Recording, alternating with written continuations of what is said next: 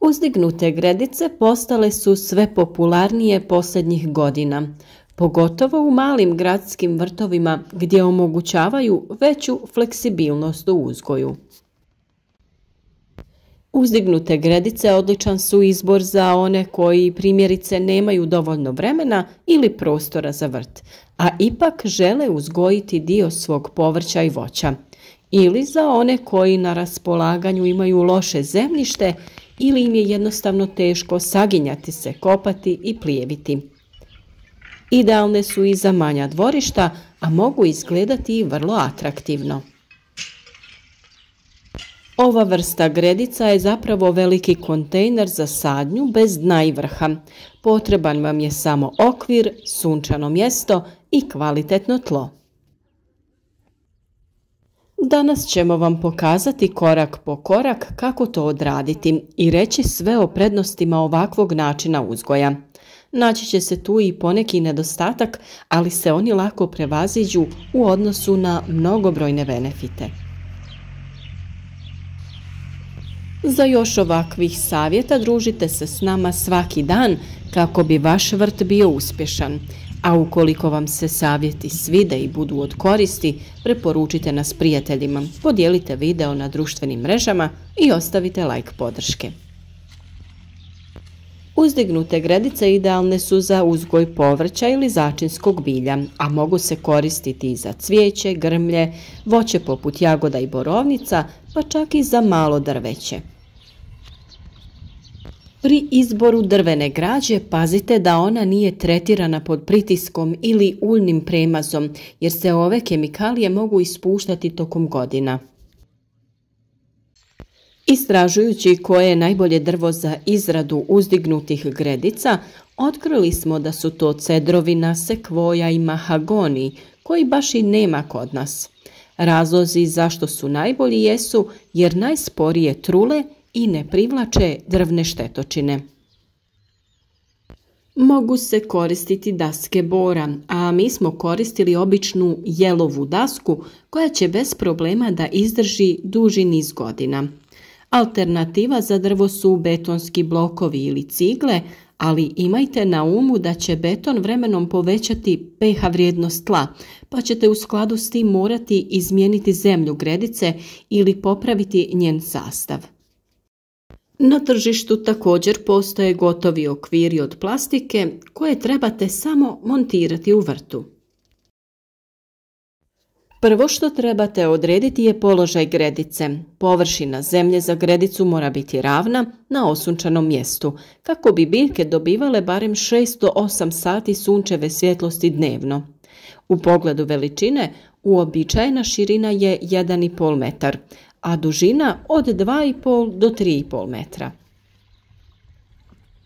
Gredice mogu biti duge koliko želite, ali trebaju biti samo onoliko široke koliko ih možete lako obrađivati sa obje strane prema sredini. Također, ostavite dovoljno razmaka između gredica kako biste slobodno mogli da se krećete sa kolicima, tačkama ili ostalim vrtnim alatima i opremom. Dubina gredice varira ovisno o tome što želite uzgajati, a minimalna dubina je 15 cm. Većini biljaka je potrebno od 15 do 30 cm za korijenje, pa je 30 cm dubine idealno. Naravno, za one koji se ne mogu saginjati, gredice mogu biti i dublje, odnosno više. Prije nego postavite gredicu, razrahlite tlo na kojem će ona stajati. Da bi gredica bila čvrsta, u svaki kut postavite kolce ili kao mi, sa vanjske strane postavite lim. U slučaju da je gredica duža, postavite i po jedan kolac na sredini dužeg pravca. Mi smo za povezivanje dviju strana koristili žicu koja će spriječiti deformiranje stranica. Postavite drvene daske tako da budu nekoliko centimetara u zemlji.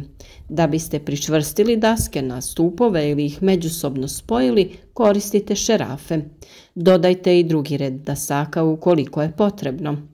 Ukoliko je zemlja pod nagibom kao kod nas, jedna strana će biti niža od druge, pa se potrudite da obje strane budu iste visine, da to bude i oku ugodno, koliko toliko. Nakon što postavite okvir, vrijeme je za pripremu podloge.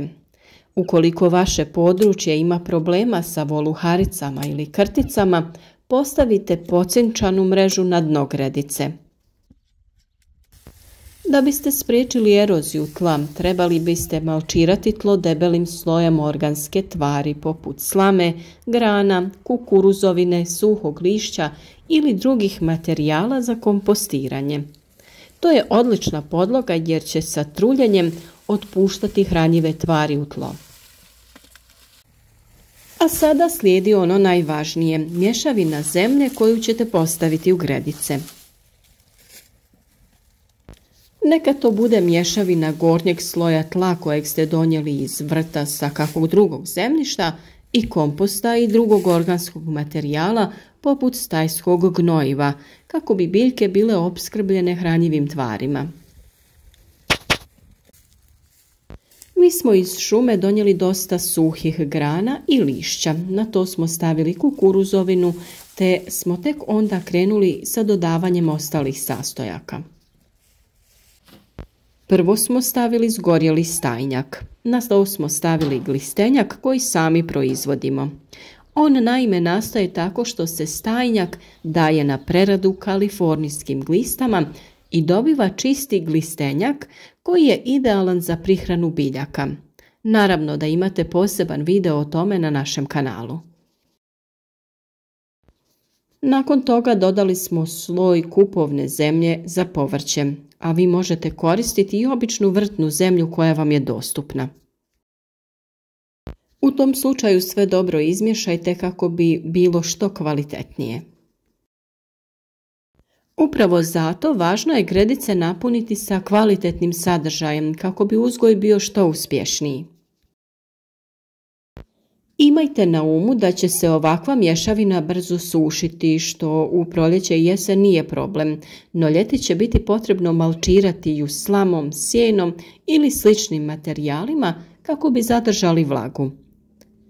Često zalijevanje je presudno kod uzdignutih gredica, posebno u ranim fazama rasta biljaka. U slučaju da je potrebno, odnosno ako se zemlja slegne, dodajte još jedan sloj zemlje. U gredicu možete postaviti i sustav navodnjavanja kap po kap. Ono što je također dobro jeste da u kasnu jesen ovakvu gredicu možete prekriti najlonom ili staklenim okvirima, pa može poslužiti kao mali plastenik. Čim je tlo pripremljeno, spremno je za prihvat biljaka, te možete odmah početi saditi povrće ili cvijeće. Sadite povrće na izmjence između usjeva koji sazrijevaju u različito vrijeme. Po potrebi gnojite i redovito zalijevajte svoj vrt. Kada se povrće ne uzgaja, preporučuje se pokrivanje gredica borovim iglicama, slamom, kompostom ili lišćem. To pomaže opskrbiti vrtni prostor hranjivim tvarima i organskom tvari za kondicioniranje tla. Nadalje pomaže u zadržavanju vlage u tlu i suzbijanju korova dok se nove sadnice ponovno ne posade. A prije svake nove sadne sezone preokrenite i prekopajte taj pokrov te dodajte svježe zemlje na vrh gredice. Glavna prednost podignutih gredica je u tome što pomažu štititi biljke od korova, štetnika i drugih nametnika, a to zauzvrat osigurava veći urod i produktivnost vrta. Uzdignute gredice vizualno super izgledaju te mogu omogućiti veći uzgoj, više hrane po kvadratnom metru nego u tradicionalnom vrtu. Osim toga, pružaju bolju drenažu i mogu zadržati više vode. Važno je i naglasiti da su praktičniji za korištenje jer se ne morate saginjati kako biste plijevili korov. Kada uzgajate biljke na uzdignutim gredicama morate obratiti pozornost i na nekoliko drugih stvari. Jedna od njih je cijena. Početni troškovi uključeni u izgradnju vrtova sa povišenim gredicama uključuju kupnju odgovarajuće opreme i materijala, kao i kvalitetne zemlje.